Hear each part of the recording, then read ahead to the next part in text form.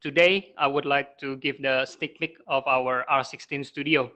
To begin with, I would like to remind ourselves again about the studio. So basically in R15, the concept is we integrate the pre and post processors into one single platform. So the users can enjoy the benefits such as less click or efficient workflow, and also the special feature in the studio only. We call it multi-run comparison with the sync tools like sync angle, result, and range. And also we adopt the ribbon style or tree-style structure in our UI. So it will be very familiar for the users that has a CAD operation background before. So now let's take a look at our video for the demonstration. Okay, so for the video, I would like to break it down into three sections. First is about the project operation. So what will be our new interface and so on. So yeah, this is the case that I picked from our talent award case from TomTom. So as you can see in this case, we use like a one-shot injection molding, and the background for this case is because in this ball socket we have like a thick thickness, so we will encounter problem like a sink mark, and also for this part they demand to have a cosmetic surface. So like wet line, we must eliminate the wet line. So yeah, basically this is the interface for the studio. So on the top side, we have a ribbon style menu. So we have home, and then we have like model, yeah, like the pre-process to do like to prepare the gate, cooling channel, and so on. And then we have also like the menu about the mesh to create a e-design or BLM mesh, and also some tools, and also the result menu that we will talk about it later, and also display, we will talk about it later as well, and the utility. So basically on the top, that one is a ribbon menu, and on this side we have like a tree-style structure. So basically this is the project tree, and in here we have a model tree. So as you can see, that is very convenient for the users to show or hide certain objects. So for example, if I want to show the mold base, the cooling channel, or hide it, or so on, it's very easy to control it in this model tree. And then we also have like the defect tree. So we can see that the surface mesh defects or the solid mesh defects remain for the mesh. And besides the defect tree, we also have a run information list. So this is the new things in Studio. We have the run information list. So users can check again like the model details, the material, or the process condition. And the last in the model tree, we have like a geometry and also the material which belongs to it. So yeah, this is the interface for this R16 Studio. And for the operation, we also have the new tools here. So as you can see, we have like some tools like edit remarks. So in case you want to give a certain name for a certain run, for example, like here we have like original, revision 1, and revision 2, something like that. That one will belongs to edit remark. And we also have like export runs. So like for example, in here, if in case you want to export, for example, run 1 to a new project, you can also freely to do that, and you can give the name for that one too, a specific name. So for edit remark, export is very convenient. And inside we also have like a copy run or like a clear results, or also the delete runs. So for like the copy run like this, for example, we can also copy like input data only, or maybe full run data in case you already have the results. And also maybe you can customize which results that you want to copy. So this one can give the benefits for the users in case they want to copy several runs, but only change certain inputs only. But the rest of the inputs are kept the same. So it will be convenient for the users to do the operation. So yeah, write input data, full run data, customize. Users can pick anything they want. And the next one, the next section is about the MCM analysis. We know that in the regular injection molding, one of the common case is about MCM, multi-component molding. So we have like a part or part insert, something like that. So yeah, basically like in this case, like I introduced before, like we have the problem about the ball socket. So we have like a sink mark because it's thickness. So like in the studio, we can also display the thickness distribution like this. So as you can see, like the most of the thickest region will be on the ball socket. which will induce like the sync mark problem. So that's why we will try to do like a 2K injection molding for this case. And I would like to compare using our studio interface like this, side by side on the left and right side. So yeah, this is also the special feature in the studio that you can compare the two different runs side by side, left and right, something like that, in one platform. So user will be very convenient to control everything and to show everything in one platform.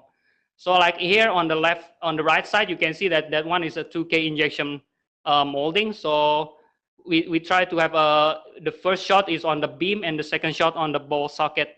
So our studio can now support also this 2K injection molding or MCM technology. So, and in here, I also would like to see that from here, we can see that why we do need to change to the 2K injection molding, because now the thickness for the ball socket will be reduced by using this kind of technology, the 2K injection molding. So this one will help the designer to solve their sync mark problem. So yeah, we can hide and show the part insert, something like that in the model tree. And also this one, we can check the material. So basically users can do it very easily, like set the material for the part and set the material for the part insert very conveniently from our UI. So yeah. And on the left side, I try to show you also like, for example, I want to open run 2, which is the first shot for the revision 1. So you can have the feeling like what will be about this 2K injection molding. So basically on the left side, as you can see, that one is the first shot, so the beam. And on the right side is the second shot, the ball socket. So yeah, this is our MCM analysis for the studio. And the special setting that we have usually in our MCM analysis, we have in the computation parameter, in here we have a MCM tab. And in here, as you can see, we have what we call as a link with the previous shot. So it means your second shot will have the link with the first shot. So it will carries like the temperature result from the first shot. So it will influence the result for our second shot, which means that like for example, in the overmolding case. And the last section for the demonstration video is about the result inspection. So yeah, basically we will see like several things, the new stuffs in R16 Studio that we can use. So for example, the first one is display maximum and minimum. So when you select one particular result, like for example, in this UI is melt front time, you can check the maximum and minimum value will show up. And in case, for example, you also turn off like runner or something like that, this maximum and minimum value will automatically modify itself. So it's very convenient for the users. And in case they want to hide it, users can also hide it in the display setting. So that's our new feature, display maximum and minimum. And the next thing is usually, for example, like the temperature, if we also want to check the maximum, the red color, the highest temperature, something like that. So we can use the clip, and we can also see the distribution. What is the temperature distribution for this case? So for example, we have the new feature now in R16, we call it result advisor. So users can double click on the result, and then it will show this statistic or the distribution of the temperature.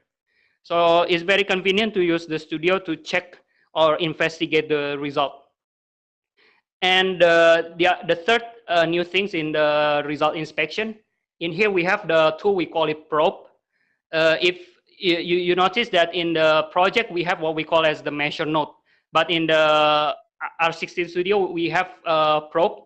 As you can see, we can place the probe anywhere. It doesn't necessarily to be at the mesh point or mesh node, but it can be like outside of it. As you can see, when I pick it outside of the mesh node.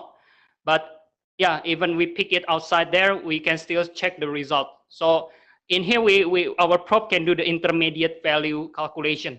So it will do the calculation in the intermediate mesh nodes. So from here, yeah, we can double check again that the probe is not on the mesh node, but it can still show you the result. And in case the users want to hide it, you can also set it in the display setting. So that's the probe.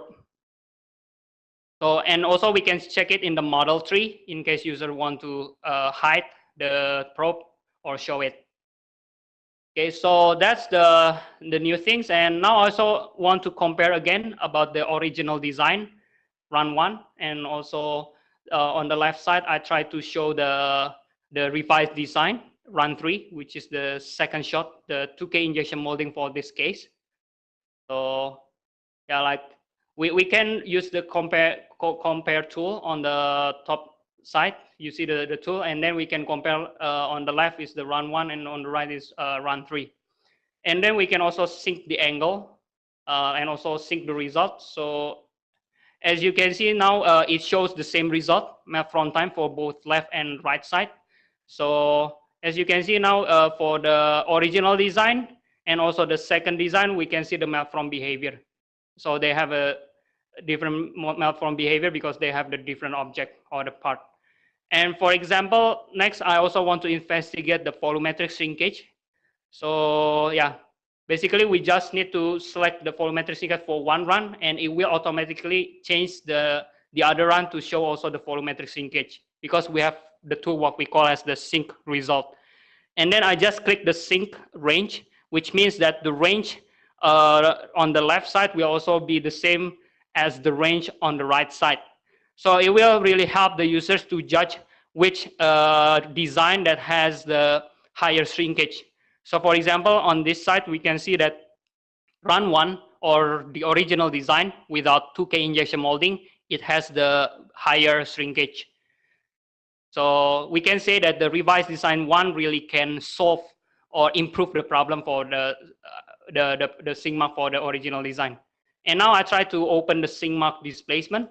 As you can see here as well, like the sync mark on the run 1 is higher based on the color distribution and also the value. So that's how we can use the Moldex3D Studio to do the comparison using sync angle, sync result, and also sync range. And this is the fourth new function in Studio. We call it measure distance. So basically, users just need to point 2 points or anywhere user will pick or select, and it will help the users to do the measurement. The measurement for what? And the measurement for these 4 things. So model size, and then after deformation, what will be the size and the difference, and then what will be the linear shrinkage of that 2 points. So the Studio will help the users to plot this table, and it will help the users to know the linear shrinkage on those 2 points. Okay, and next, because we already know that based on the revised design, we will have improvement in the sync mark. So now we have the other concern is about the wet line, the cosmetic surface. So from here we can see that our revised design still has the problem about the wet line on the socket ball. So that's why we need to do the revised design too, because we try to also improve this wet line or eliminate this wet line. So in this display, I try to show you on the left side our revision design too. So basically, we change the gate that will change also the map from behavior. So we will take a look soon. So like here on the left side, you can see that the map from like from the bottom to the up side of the socket uniformly. So it will eliminate the wet line. And we can double check and confirm it with our wet line result. So as you can see in here, like on the left side, we don't have any wet line on the socket ball, but on the right side, which is the revised design 1, we still have that problem. So basically, it's very easy for the users to compare and to know the improvement from different revision design. Okay, and this is the last new feature that I will demonstrate in the video. We call it the historic curve result. So in here, I try to compare like the run 3, the second shot of the revised design 1, and also run 5, the revised design 2. So I try to plot the sensor node result, the temperature result for the sensor node. So basically, this is the new thing in the Studio. And in project before, we don't have any ability to compare sensor node result from 2 different runs. But in the Studio, we can do that. So this is the special feature only in the Studio. So it will be very convenient for the users to understand like what will be the sensor node result. Like for example, in this side is the temperature, how the temperature will change using the revised design 1 and revised design 2 at certain sensor node location. So yeah, that's all for the demonstration.